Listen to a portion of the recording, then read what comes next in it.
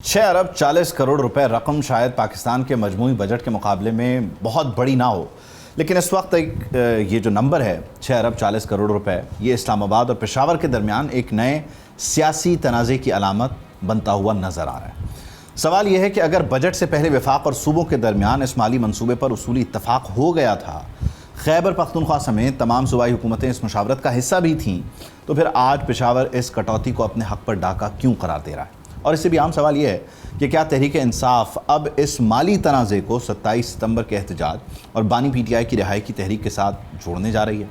मामला बजट से पहले शुरू हुआ है। वफाक ने सूबों से ये कहा था कि मुल्क को बढ़ते हुए दिफाई अखराजात, इलाकाई कशीदगी और माली दबाव का सामना है, इसलिए सूबे भी वफाक को माली गुंजाइश फराहम करें। कौमी इक़्तिसादी काउंसिल के इजलास में 4 सूबों की नुमाइंदगी मौजूद थी। खैबर पख्तूनख्वा के वज़ीर आला भी इस पूरे अमल में शरीक थे। सूबाई तरक्याती अखराजात, वफाक की ज़रूरियात और माली ताउन के एक बड़े खाके पर उसूली इत्तिफाक हुआ। यानी ये कहना दुरुस्त नहीं होगा कि खैबर पख्तूनख्वा को इस पूरे मंसूबे का इल्म नहीं था। इल्म था, बातचीत भी हुई, इजलास में शिरकत हुई और माली ताउन के बड़े उसूल पर इत्तिफाक भी मौजूद था। लेकिन खैबर पख्तूनख्वा एक बहुत अहम फ़र्क बयान कर रहा है। सूबाई हुकूमत ये कहती है कि वफाक के साथ उमूमी माली ताउन पर बात होना एक चीज़ है, लेकिन 6 अरब 40 करोड़ रुपए की मखसूस कटौती की इजाज़त देना बिल्कुल दूसरी चीज़ है। दोनों अलग अलग मामला हैं।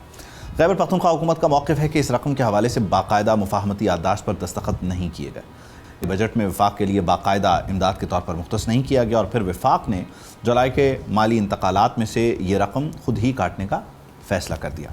यहीं से माली मसला सियासी बन गया, क्योंकि खैबर पख्तूनख्वा के वज़ीर आला इस पूरे मामले को बानी PTI से मुलाकात के मसले के साथ जोड़ रहे हैं। उनका कहना है कि उन्होंने वफाकी ताउन को बाज़ शराइत से मशरूत किया था, जिनमें ज़मशुदा अज़ला के माली हुकूक़ के साथ साथ बानी PTI से मुलाकात और उनसे मुशावरत भी शामिल थी। यानी कि तहरीक इंसाफ के पास अब एक ऐसा सियासी बयानिया मौजूद है कि जिसमें बानी PTI, खैबर पख्तूनख्वा और वफाक तीनों एक ही कहानी का हिस्सा बन सकते हैं। पार्टी ये कह सकती है कि हमें अपने कायद से मुलाकात नहीं करने दी जाती, हमारे सूबे के वाजिबात पर इख्तलाफ मौजूद हैं, हम मखसूस कटौती की मंजूरी नहीं देते और इसके बावजूद हमारे हिस्से से रकम भी काट ली जाती है। वफाक इसके जवाब में कह सकता है कि बजट से पहले तमाम सूबों के साथ कौमी माली ज़रूरत के तहत एक वसी तर इत्तफाक हो चुका था और खैबर पख्तूनख्वा भी इसका हिस्सा था। तो कानूनी और माली सवाल अपनी जगह मौजूद है, लेकिन सियासत में सवाल सिर्फ ये नहीं होता कि फ़ाइल में क्या लिखा हुआ है। सवाल ये भी होता है कि आवाम को क्या बताया जा रहा है, और शायद यही वजह है कि 27 सितंबर अहम होता जा रहा है, मोमेंटम पकड़ने की कोशिश की जा रही है। तो एग्जैक्टली खैबर पख्तूनख्वा हुकूमत सोच क्या रही है और किस तरह से वफाक के साथ मामलात को संभालना चाहती है, या इस 6 अरब की रकम के आसपास वफाक के साथ अपने डायलॉग के प्रोसेस को शुरू करना चाहती है? क्या हो रहा है पेशावर में, क्या चल रहा है, इसको डिस्कस करेंगे। ज़ाहिर शाह शिराजी ने मुझे ज्वाइन किया, बहुत शुक्रिया शिराजी साहब, thank you for your time. ये इस वक्त जो सूरत हाल है, खैबर पख्तूनख्वा हुकूमत इस वक्त एग्जैक्टली सोच क्या रही है? क्या वो ये जो पैसों का मामला है बजट पे, ऑल्दो कि वो एग्रीड अपॉन मामला थे, उससे पीछे हटते हैं अगर, तो ये लेवरेज है, ये इनका लीवे है कि ये यहाँ से बातचीत का आगाज़ करना चाहते हैं वो अपनी 27 तारीख की तहरीक को लेके, या ये मामला बिल्कुल टोटली अलग है और इस पर कोई कॉम्प्रोमाइज़ नहीं करेंगे इस पे भी? बहुत बहुत शुक्रिया। ये तो टेक्निकल सा इशू है। आपके जो FDR के महासर पे 15.6 बिलियन रुपए जो है ना वो पाकि हुकूमत ने उसका एक एस्टिमेट रखा हुआ था और इसमें से 175 अरब जो है वो खैबर पख्तूनख्वा ने देने थे। 6.4 अरब रुपए की पहली किस्त है, लेकिन सूबे का मौक़िफ़ ये है कि वो इसको उस वक्त तक नहीं देंगे जब तक उनके हवाले से जो वादे किए गए थे बानी PTI से मुलाकात का मामला था। इसके अलावा जो नेट हाइडर प्रॉफिट में सूबे के हिस्से की बात थी, नेशनल फाइनेंस कमीशन की जो है रीमॉडलिंग और रीमॉड्यूलिंग की जो बात की थी, वो मरकजी हुकूमत बकौल सूबाई हुकूमत के वो 6 माह में उन वादों पर पूरा नहीं उतरी, लिहाजा वो देने के लिए तैयार नहीं। लेकिन वफाक ने 13 अगस्त को खत लिखा जिसमें ये कहा गया कि वो एट सोर्स 6.4 बिलियन रुपए वो डिडक्ट कर लेंगे। इसके जवाब में हमारे जो सूबाई वज़ीर इकॉनमी है मुज़म्मिल असलम साहब, उन्होंने जो है AG ऑफिस को मना किया है कि अंडर आर्टिकल 164 मरकजी हुकूमत जो है एट सोर्स डिडक्शन नहीं कर सकती। ये जरूर एक टेक्निकल मामला है, लेकिन अगर मरकजी हुकूमत एट सोर्स डिडक्ट करती है तो ये पैसे मेरे ख्याल में खैबर पख्तूनख्वा हुकूमत रोक नहीं सकेगी, लेकिन गैर कानूनी ज़रूर होगा।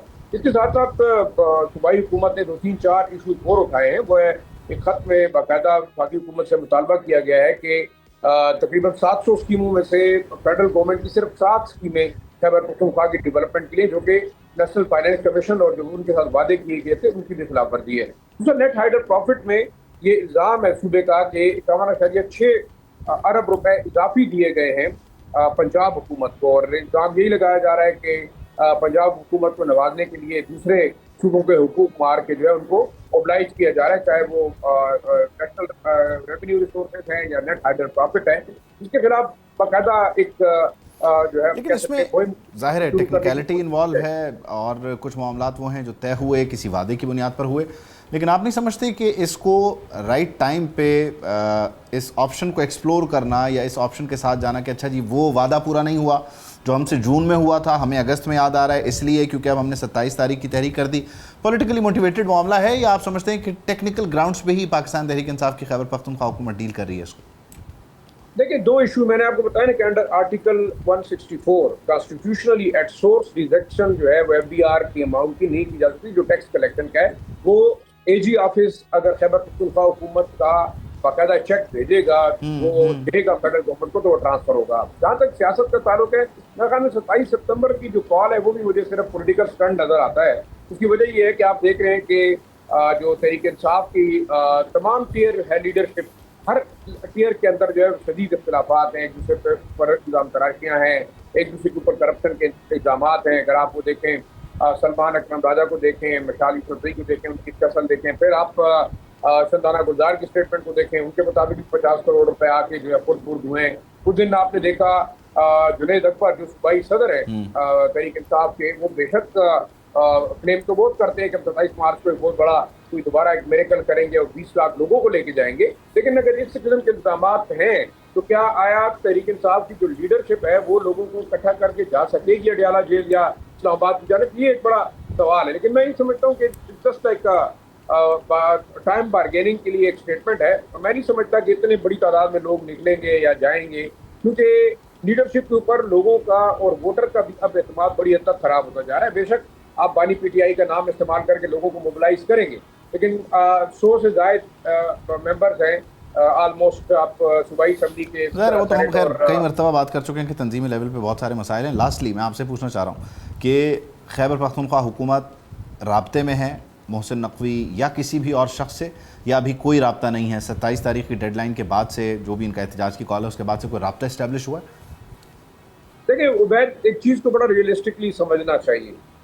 خیبر پختونخوا کے اندر حکومت بڑے آرام سے جاری ہے. بجٹ پاس ہو گیا, بجٹ پریزنٹ ہو گیا. اس وقت آپ دیکھیں تو چیف منسٹر اور منسٹر جو ہے جگہ جگہ ڈیولپمنٹ سکیمز کا افتتاح کر رہے ہیں اور اربوں روپے کی اسکیمیں ہیں. تو آپ کے خیال سے یہ تمام چیزیں نارمل تو ویسے نہیں چلتی.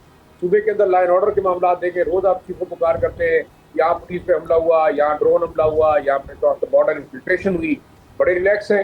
سیاسی جماعتیں میرے خیال میں شاید ایک تو جب حکومتوں کے اندر آ جاتی ہیں تو ان کے لیے باقی معاملات جو ہے وہ بیک برنر پہ چلے جاتے ہیں. لیکن ظاہری بات ہے کہ آپ نے اپنے ووٹر کو زندہ رکھنے کے لیے اور ان کو موٹیویٹ کرنے کے لیے اس قسم کی اسٹیٹمنٹ دی جانی چاہیے. میں نہیں سمجھتا کہ صوبائی حکومت جو ہے وہ الگ پیج پہ ہے. until and unless they are not on one page, تو میرے خیال میں نہ تو صوبے کے اندر حکومت چل سکتی ہے نہ جو ہے نظام چل سکتا ہے. ظاہر ہے وہ آپریشنل اینڈ کچھ اور ہے, اور جو اس کا چہرہ ہے یا اس کا آپ کہہ لیجئے کہ عوامی ڈیلنگ کا انداز ہے وہ کچھ مختلف ہے. بہت شکریہ شرائع صاحب, thank you for joining us.